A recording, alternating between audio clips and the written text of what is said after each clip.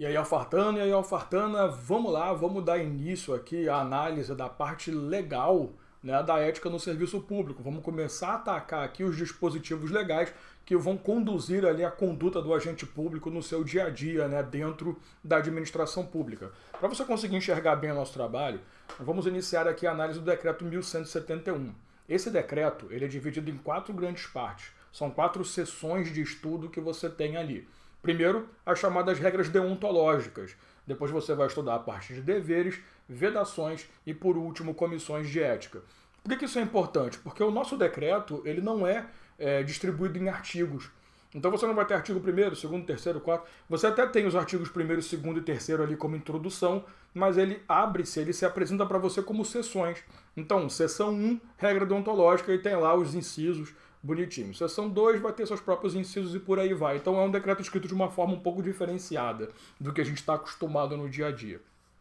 Esse bloco e o bloco seguinte, porque a gente vai ter que fazer um trabalho bem aprofundado, nós vamos trabalhar regras deontológicas. Então são 2 partes de trabalho, porque é de longe a parte mais importante do decreto 1171 para a gente estudar. Porque é ali que estão estabelecidas exatamente quais são as condutas e comportamentos que a gente espera que o agente público tenha e também as condutas e resultados de condutas erradas que o agente público pode ter também.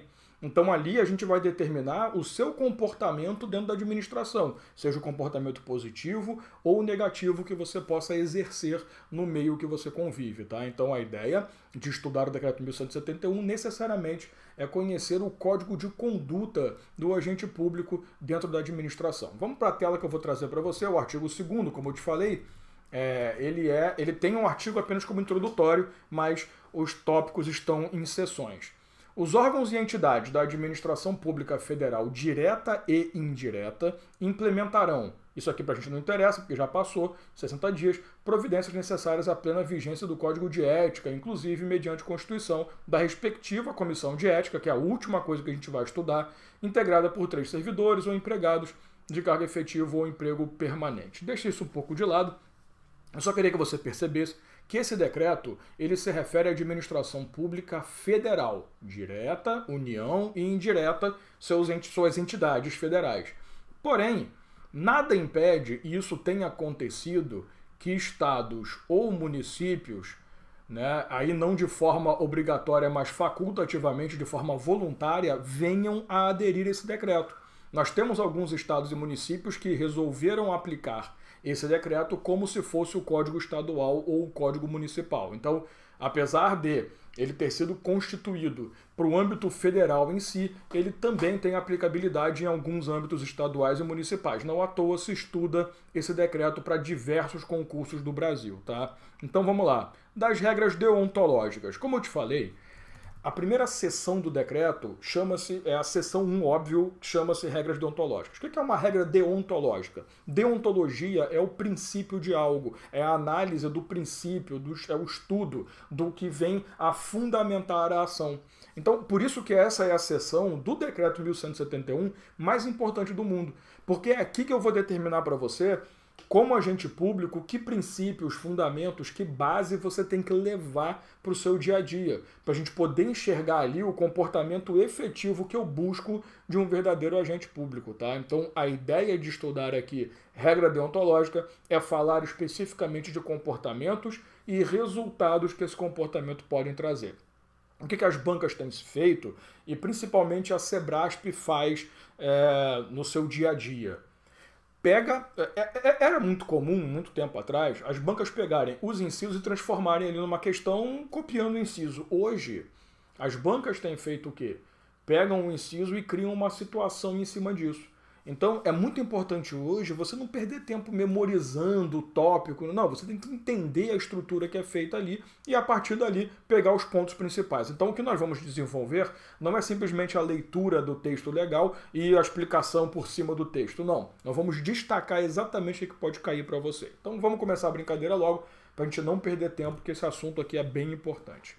A dignidade, o decoro, o zelo, a eficácia e a consciência dos princípios morais são os chamados primados maiores que devem nortear o servidor público. Vamos parar aqui rapidinho Eu sou de um tempo que era muito comum cair isso aqui. Quais são os primados maiores da administração pública? Bom, o servidor público ele tem que nortear os seus atos baseado... Sabe quando você vai fazer uma viagem? Uma viagem longa pra caramba? Eu sei que isso aqui não vai servir não, mas é só pra lembrar. Eu sou do tempo que tinha uma coisa chamada CD. Você hoje em dia, MP3, bota no celular, MP4, vê show. Eu sou do tempo que tinha CD. Tudo bem que eu sou do tempo que tinha disco, né? O CD nem existia, mas vamos falar do CD. Sabe aquele CD 10, maneiro pra caramba, que só você, assim, quando você escuta, anima o teu dia? Então numa viagem longa, aquele CD salvava a sua vida? Pois é. Esse CD10, ele é o primado maior da sua vida, ele norteava a sua vida. Se você reparar, ó, consciência, dignidade, decoro, eficácia e zelo. Então esse CD10 que você tem aí guardado no seu coração é o primado maior da conduta do agente público. Agir com dignidade, agir com decoro. Lembrando que agir com decoro significa respeitar exatamente as regras estabelecidas no Código de Ética, né?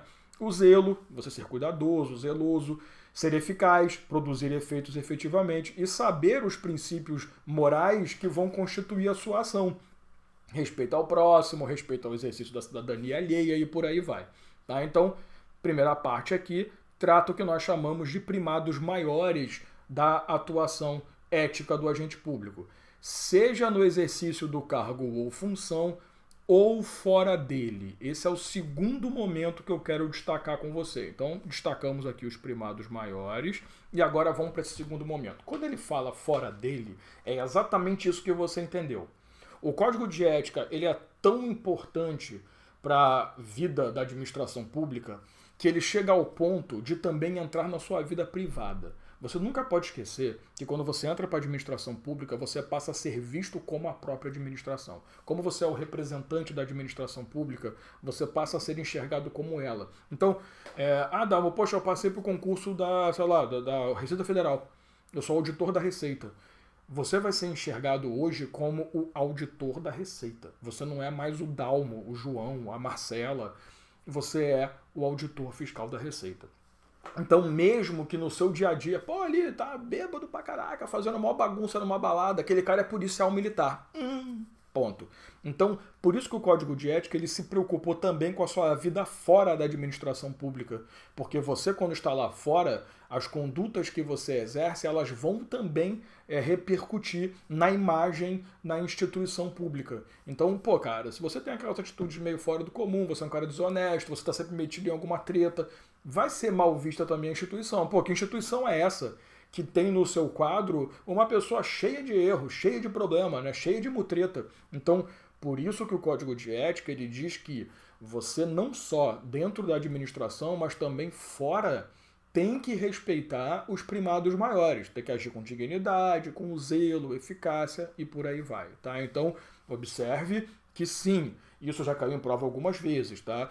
O Código de Ética ele também se aplica à vida particular do agente público. É agente público, tem que respeitar o código, beleza? Terceiro ponto, aí, né, na verdade eu não podia ter parado aqui, eu podia ter continuado, já que refletirá o exercício da vocação do próprio poder estatal. Terceiro ponto, aqui sim, aí vamos desfazer o que eu fiz, eu me antecipo ao que eu deveria. Seus atos, comportamentos e atitudes serão direcionados para a preservação da honra e da tradição dos serviços públicos. Claro que você não pode também ser aquele cara muito literal e muito canalha na hora da prova, né? Porque se você para, pô, qual é a tradição do serviço público? Ser uma porcaria, ter um mau atendimento, tá? Não vamos pensar assim, não. Qual é a ideia de tradição que ele fala aqui? O entendimento de que o serviço público é essencial para atender demandas da sociedade. Então você como um servidor público, você como um agente público, né, lembrando que a gente usa a terminologia mais ampla e mais genérica possível, você como um agente público, você está agindo em nome do interesse público. Então as suas condutas, seu comportamento, eles têm que ser para poder preservar a visão de que o Estado atende bem a demanda da sociedade. Então, como eu sempre gosto de falar, esquece o eventual ódio que você tenha pelo Estado, que você não gosta de político, que você não gosta de servidor, que você não gosta de ser humano, que você não gosta de cachorro, sei lá, cara. Isso daí é problema teu, quem não gosta de cachorro também tem problemas mentais. Mas, eu tenho gatos, inclusive, que eu amo. Mas, o que eu quero que você entenda é o seguinte, a partir do momento que você está na administração pública, ou que você pretende estar, como é o seu caso como candidato, ou pode ser que você já tenha algum cargo e está tentando apenas um outro cargo melhor. A partir desse momento, você está agindo em nome do interesse público, em nome de um Estado que tem que ser reconhecido e respeitado pela sociedade. Então você não pode ser o responsável por fazer essa boa interpretação que se faz dos serviços públicos cair por terra. Tá? Então é essencial que você tenha o respeito efetivo ao seu trabalho. Então note que só nesse item 1 aqui das regras, você já tem 3 coisas importantes, 2, né, para ser mais sincero. Primados maiores e o fato do Código de Ética se aplicar à sua vida privada também. Claro que você precisa preservar honra e tradição dos serviços. Beleza? Vamos para a nossa segunda regra deontológica. O servidor público não poderá jamais do verbo nunca, né, desprezar o elemento ético de sua conduta. Assim, não terá que decidir somente entre o legal e o legal, o justo e o injusto, o conveniente e o inconveniente, o oportuno e o inoportuno, mas principalmente honesto e desonesto, consoante as regras contidas no artigo 37 caput, que aqui você trabalha o quê? Os princípios gerais da administração pública, né, que você conhece muito bem, lá legalidade, impessoalidade, moralidade, publicidade e eficiência, e o parágrafo 4º da Constituição Federal, que vai falar sobre a improbidade administrativa. Então, assim, essa aqui é uma frase meio... Porque, na boa, né, o cara que escreveu esse decreto, ele também era meio metido filósofo. Esse item 2 aqui, ele tem mais um conjunto de filosofia do que um conjunto de regra efetivamente, né? Então, estabelecer, o cara tem que agir o certo e o errado, o justo e o injusto, blá blá blá, blá blá blá. Isso é uma fase... Tem também isso no decreto bastante, né? Um lado mais filosófico, mais bonitinho e tal. Mas sempre lembrando que você, como agente público, tem que agir sempre na perspectiva dos princípios que regem a administração pública e, consequentemente, entender que os seus atos podem representar uma condição punitiva por serem atos de improbidade. Tá? Então esse ponto 2 aqui não é tão... Eu já vi muito cair em prova no tempo em que as bancas gostavam de copiar e colocava lá absurdamente, sabe? Era ridículo, as questões eram ridículas. Falava, o servidor não pode desprezar o elemento ético da sua conduta, sempre julgando pelo certo e errado, justo e injusto, mas sem se preocupar com moral e imoral, sabe? Era uns troços muito bobo e que você não vai cair hoje em prova, né? Então vamos pro terceiro, que é mais importante. Esse item 3, para mim, esse inciso terceiro, é a melhor definição do mundo da chamada moralidade administrativa. Porque ele vai trazer para você o conceito, a moralidade da administração pública não se limita à distinção entre bem e o mal.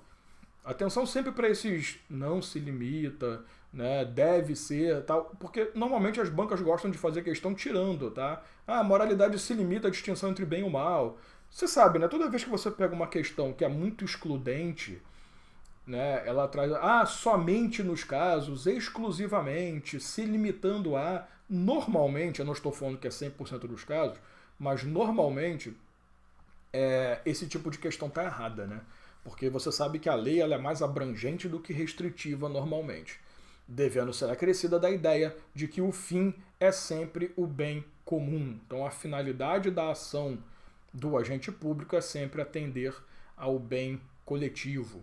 O equilíbrio entre legalidade e finalidade, esse é o grande ponto, na conduta do servidor público é que pode consolidar a moralidade do ato. Eu, particularmente, quando eu dou aulas ali de princípios da administração, eu sempre uso esse conceito, porque assim, você tem o princípio da legalidade, que diz para você que você, como agente público, só pode fazer aquilo que está na lei, você não tem a liberdade de fazer o que você acha correto. E você tem a impessoalidade, que diz para você que quando você se depara com situações de bloqueio, né, entre o que é o interesse público e o interesse privado, você sempre vai adotar o interesse coletivo e o interesse público como uma finalidade dos seus atos. Quando você fala em moralidade, é exatamente o bom equilíbrio entre os dois.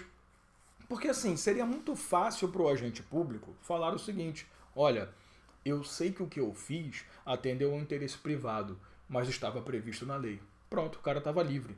Porque ele feriu um princípio, sim, mas ele respeitou o primado maior da legalidade, dava uma desculpa. Ou o contrário. Olha, eu sei que não estava na lei, mas eu fiz para atender o interesse da população. E com isso eu respeitei o princípio da impessoalidade, que é o princípio mais importante de todos, a finalidade pública. Então seria muito fácil você tentar ali tergiversar sobre os... Ah, não, vamos transacionar aqui o que é mais importante. Cara, não tem isso, não existe hierarquia entre princípios. Os princípios são tão importantes quanto eles próprios. Agora, quando você fala em moralidade, o que é uma atuação moral? É uma atuação que é, além de legal, impessoal.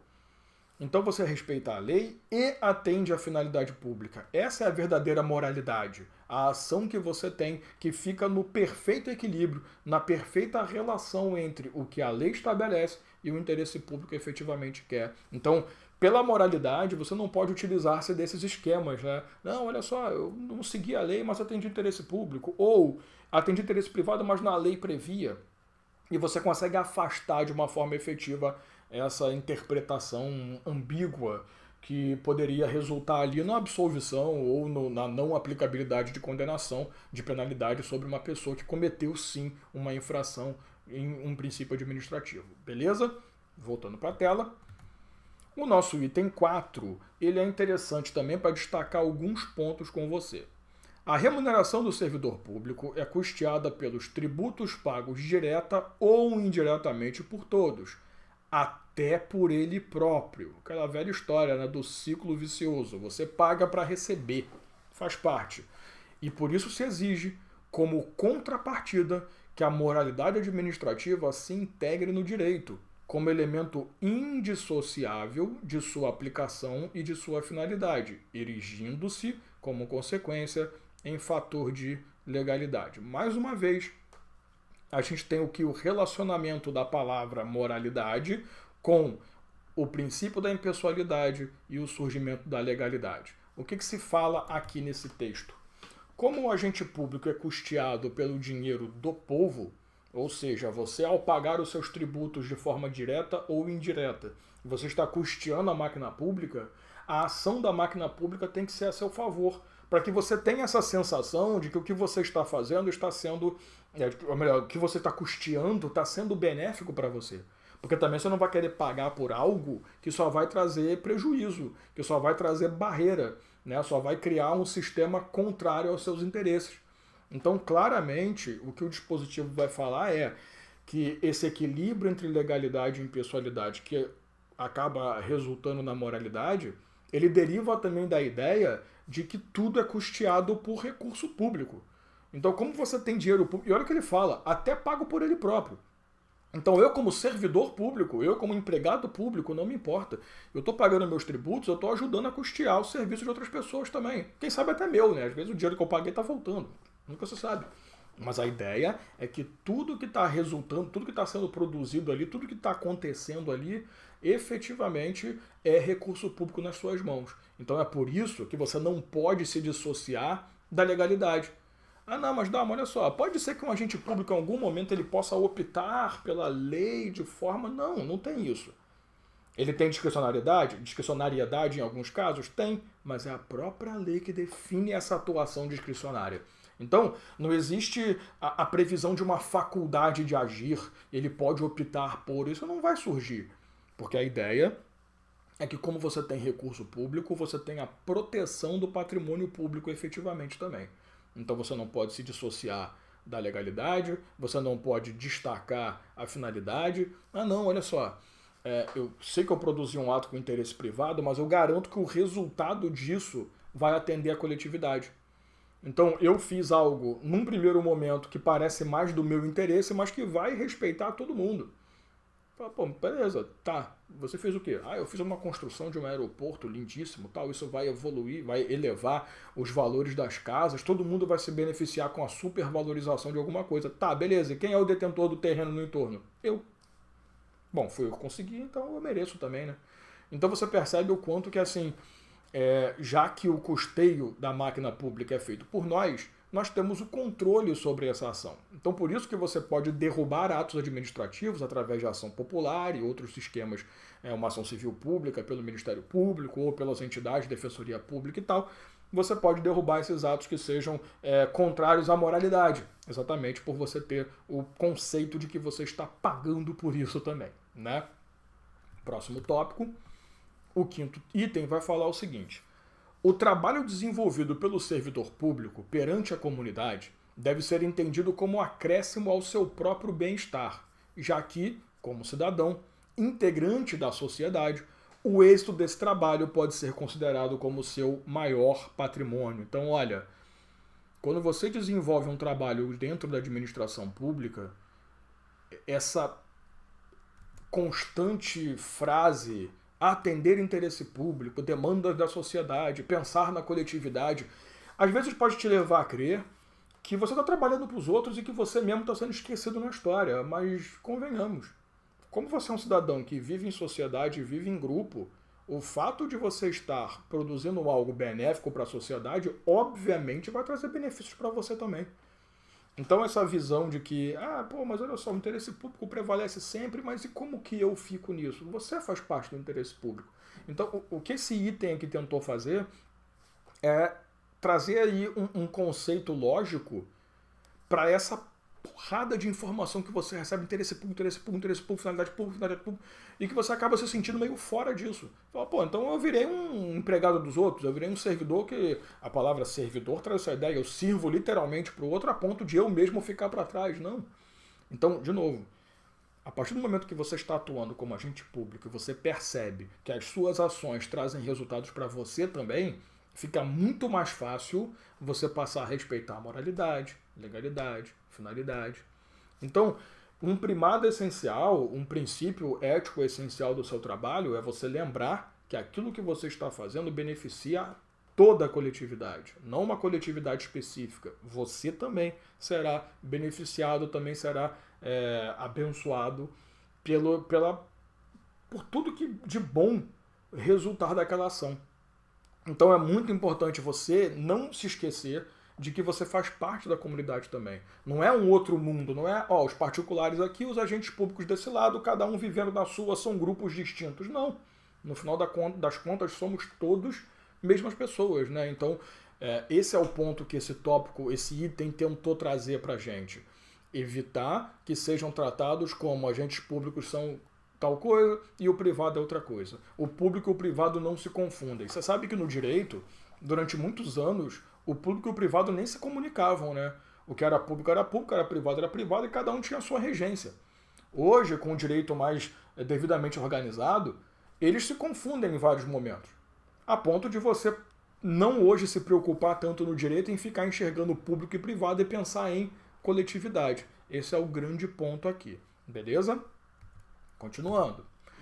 A função pública deve ser tida como exercício profissional e, portanto, de novo, se integra na vida particular de cada servidor público. Assim, os fatos e atos verificados na conduta do dia a dia em sua vida privada poderão acrescer ou diminuir o seu bom conceito na vida funcional. É importantíssimo esse ponto também. Porque a gente fica tão preocupado em falar assim, olha, sua vida particular pode afetar a sua relação com o Estado, pode ser que você seja punido, pode ser que... Mas também isso pode trazer coisas benéficas. Pode ser que você seja até promovido, claro, dentro dos sistemas de merecimento, antiguidade e tal, mas aquilo pode render a você o acesso a um cargo maior, através de de uma função de confiança, de um cargo comissionado. Vê quantos dispositivos nós temos na Constituição e nas leis dizendo que o cara será selecionado por ter uma reputação ilibada, idoneidade moral, reconhecida estrutura administrativa. Então é muito interessante também que a sua vida privada não vai trazer só malefícios também, vai trazer também algumas bonificações para a sua vida dentro da administração pública. Eu lembro, eu nunca vou esquecer disso, quando eu vim morar em Blumenau, em 2013, logo alguns meses depois, eu estava dando aula sobre, acho que era lei orgânica na época, e inclusive um dos meus alunos era o ex-vice-prefeito da cidade, e a gente acabou fazendo amizade, por isso que eu não gosto dele, porque político, brincadeira, era uma ótima pessoa pessoal. O político não me interessa se era bom ou não. O que aconteceu? Aconteceu uma situação interessante, e eu tinha uma aluna que andava muito com esse ex-vice-prefeito, que ela era chefe de RH da prefeitura. E quando eu estava dando uma aula sobre lei orgânica, a gente começou a falar sobre essas questões da vida privada, blá blá blá, no intervalo de uma aula, e ela veio falar assim comigo: pô, professor, aconteceu isso com uma funcionária nossa. O que aconteceu? Ela pediu licença para tratamento de saúde, que ela supostamente tinha se machucado, blá blá blá. Na época era a onda do Orkut ainda, o Facebook estava começando a estourar, sabe? E tinha aqueles grupinhos do Orkut. A Anta, a grande servidora pública, né? O que ela fez? 2, 3 dias depois, que ela estava de licença, postando foto no shopping, dando rolê com as amiguinhas, porque na época não tinha Instagram. Então esse negócio de você postar o seu dia a dia não era uma coisa tão normal, que pra mim não é normal, mas não era tão normal quanto a gente enxerga hoje em dia. E é engraçado que assim, o que aconteceu? Usaram aquilo, vida privada, como instrumento para o processo administrativo disciplinar que resultou na demissão do servidor. Por quê? Porque aí entra toda a situação. Você tem um código de ética, desse código de ética levou a se entender um termo do estatuto do município que estabelecia que aquilo ali era uma conduta que poderia ser punida com demissão. E a pessoa foi demitida. Então, assim, quando você... Cara, lembre-se que esse decreto é de 94. Na época não tinha rede social, não tinha essa preocupação, era até mais difícil você ter contato. Então, quando você enxerga esse decreto e tenta aplicar hoje na realidade, ele está bem atual mesmo. E hoje é muito mais fácil de aplicá-lo do que você aplicava antigamente, né? Antigamente era difícil ter informação, era difícil você ver. Tinha que ser um negócio muito absurdo mesmo, sabe? Outra que eu lembro também, que foi maravilhosa, eu estava num salão de beleza, cortando cabelo. Sim, eu também vou em salão de beleza, até porque meu cabelo dá pra ver que ele é meio esquisito, então eu preciso de pessoas profissionais. E eu estava sentado vendo televisão, isso também um pouco depois de eu vir morar em Blumenau. E no jornal aqui do almoço, que eles chamam aqui no sul, né, o jornal da tarde, sei lá, mostrando uma foto que alguém tirou de um sábado, um cara usando o carro da prefeitura, tinha lá a plaquinha tudo bonitinho, e atrás tinha bola de praia, toalha, cadeira. Então, usando o maquinário público para atender, então, vida privada se confundindo com a vida pública. Qual é o problema ali? O problema é que quando você vê isso, você pensa: caraca, como é que eu sabia, cara? Esses servidores são todos vagabundos. Esse que é o problema. Então, por isso que a gente tem essa preocupação de, na vida privada, você não permitir que a vida pública te enxergue como, ou melhor, que a vida pública, o Estado, seja visto, né, enxerguem o Estado como uma entidade desrespeitosa, uma entidade totalmente desligada, desconectada da realidade social. Então, por isso que a gente tem tantos dispositivos falando sobre o quanto a vida privada pode afetar a sua vida pública. Agora, não se esqueça, a vida privada afeta para o bem e para o mal. Então, não só ela vai diminuir a sua boa vista, né, a sua boa reputação perante o Estado, mas também ela pode crescer. Então pode resultar dessas condutas que você acabe evoluindo bastante dentro do seu cargo, né? E aí é pro bem ou pro mal. Tá? Então observe o quanto que a questão de vida privada, e mais hoje ainda em vida de rede social, a gente está usando rede social para procedimento judicial, né? Você tem ações judiciais aí aos quilos que utilizam página de Facebook, Twitter, imagens retiradas assim como base para ação. Quando você vê o quanto que a sua vida privada ela pode afetar, inclusive, né, como eu estou falando, nas ações judiciais e na sua ação vida administrativa. Então, cuidado para você não levar para a prova também o pensamento de, tem que ter total cuidado, porque tudo que eu fizer lá vai repercutir negativamente. Não, pode repercutir positivamente também.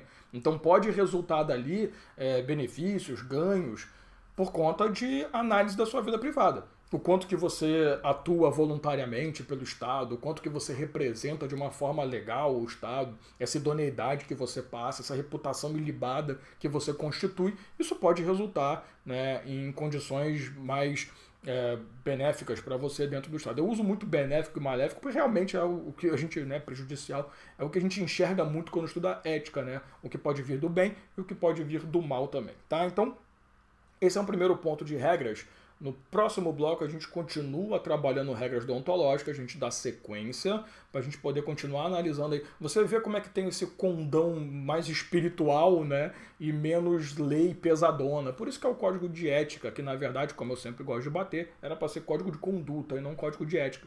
Que aqui a gente determina as condutas que se espera como resultado do estudo ético. Mas tem uma lógica também nisso, né? Não deixa de ser a demonstração do que nós esperamos da sociedade. Então a gente se vê aí no próximo bloco, dando continuidade às regras deontológicas.